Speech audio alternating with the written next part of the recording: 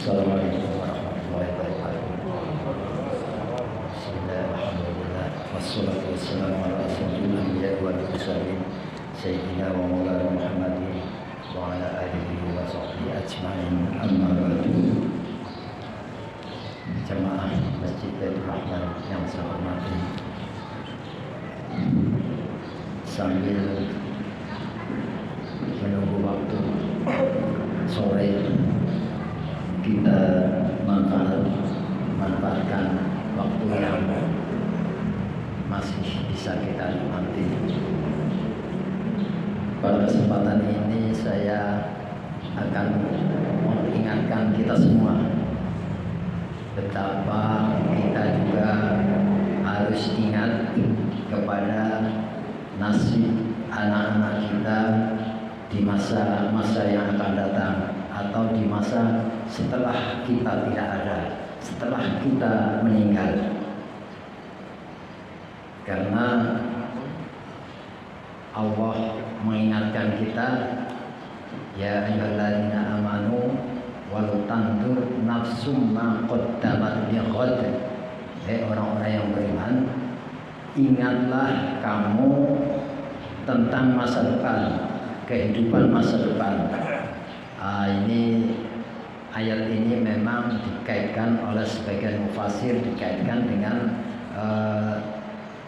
akhirat, alam akhirat. Tetapi secara umum mari kita tarik saja untuk agar kita waspada, agar kita juga memperhatikan masa-masa setelah kita tidak ada. Artinya adalah bagaimana nanti kehidupan anak cucu kita berada di, khususnya di daerah Bogor dan umumnya Indonesia. Ada sebuah hadis yang diriwayatkan oleh sahabat Sauban radhiyallahu anhu, disebutkan bahwa umat Islam nanti nasibnya itu akan seperti makanan di meja makan.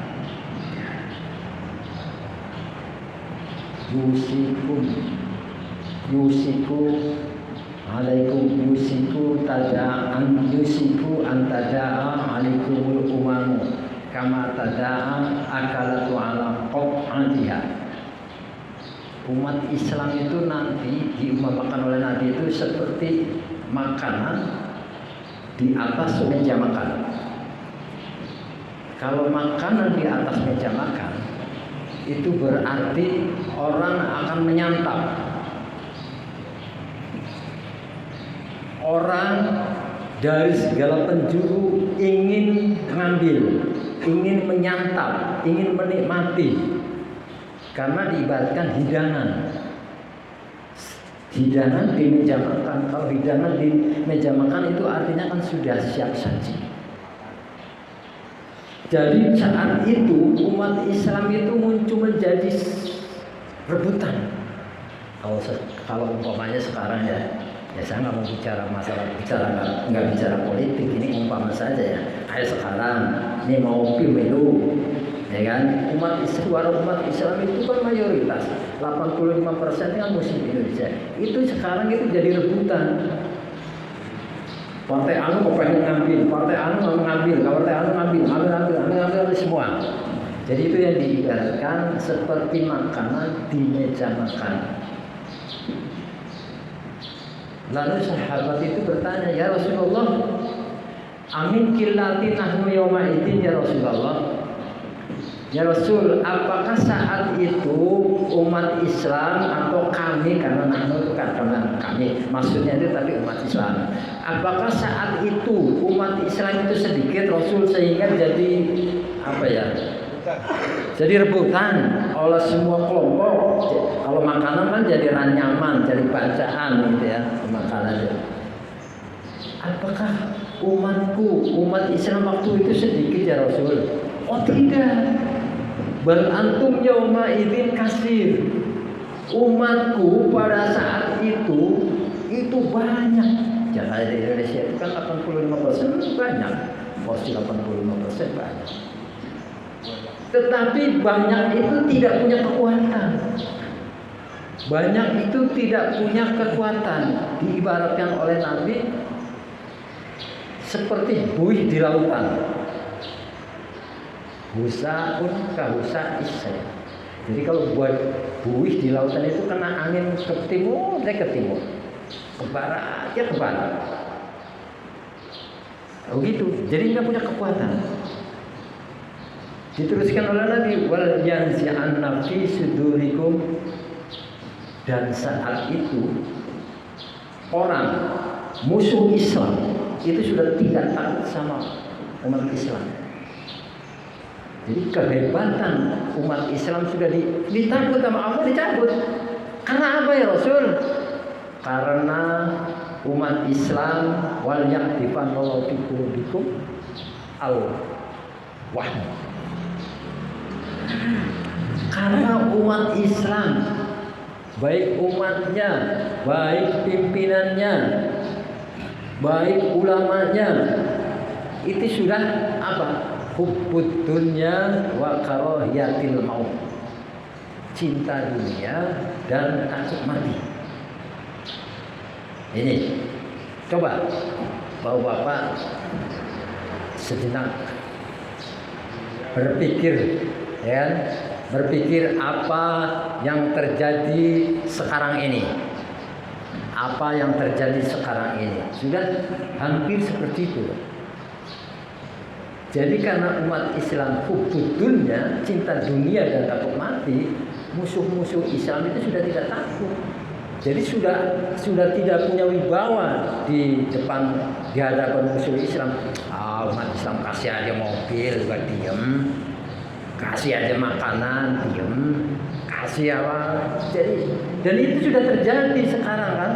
Kan itu sudah terjadi. Karena itu hadis ini kita harus waspadai. Bagaimana kalau seperti itu? Bapak-bapak ingat bagaimana nasib Cordova? 800 tahun Islam itu pegang tampuk pimpinan. 800 tahun.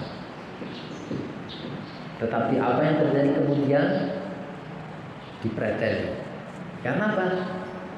Pimpinan-pimpinannya itu sudah hidup dengan kemewahan-kemewahan yang sultan-sultan punya selir dan lain-lain. Ini kalau kita mau baca sejarah seperti itu.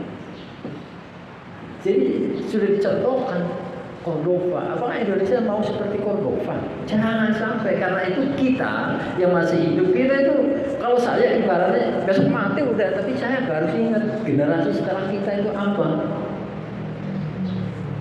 Generasi kita harus bagaimana nasibnya. Itu yang menjadi tanggung jawab kita untuk menyelamatkan. Kita harus menyelamatkan kehidupan anak-anak kita, anak cucu kita.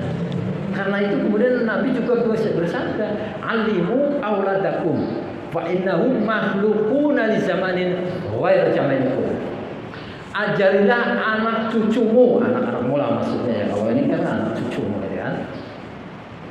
Karena sesungguhnya anakmu, anak kita itu akan hidup bukan pada zaman kita, tetapi pada zamannya. Mereka hidup pada zamannya, kita tidak tahu. Karena kita harus mempersiapkan. Kita lihat sekarang anak-anak kita itu udah pinter, jago HP, Android dan lain-lain. Kita kadang-kadang gaptek itu, gagap teknologi. Tapi anak-anak SMP sekarang dan siapa yang pernah menyangka atau berpikir bahwa nanti akan belajar lewat handphone? Kan dulu tidak pernah dibahas dalam seminar-seminar. Tidak pernah dibahas dalam seminar-seminar. Tapi itu terjadi. Ketika itu terjadi, semua orang gagap. Waduh, bagaimana nih? Yang di pelosok itu nggak punya sinyal. Nggak punya sinyal, lari-lari ke kota, ke pinggiran jalan raya untuk belajar di kampung-kampung tuh. Ada yang nggak punya HP karena ibunya orang tuanya miskin, sampai dia dia bergabung dengan temannya yang punya. Itu terjadi. Karena itu marilah hadis ini mengingatkan kepada kita supaya kita itu juga jangan enak-enakan hidup pada zamannya. Kita harus memikirkan generasi setelah kita. Jangan sampai sejarah sudah mencatat Cordoba dulu umat Islam berkuasa 18 tahun, tetapi kemudian direbut kembali oleh kaum Nasrani. Dan itu bisa terjadi. Contohnya Filipina. Filipina itu mayoritas Muslim dulu, sekarang itu tinggal di minoritas. Nah kita itu mayoritas tapi nasibnya itu seperti minoritas. Ini harus kita ingat juga. Kita kan kadang-kadang Allah bicara politik, kita jangan bicara politik. Tapi kita bicara politik itu dalam Islam itu kan siasah. Bagaimana kita mencari cara supaya umat Islam itu kompak, itu politik juga, siasat, gitu. Jadi ini udah 10 menit. Sekali lagi saya atau kita sama-sama kita mewaspadai atau memperhatikan hati sini. Marilah kita bersama-sama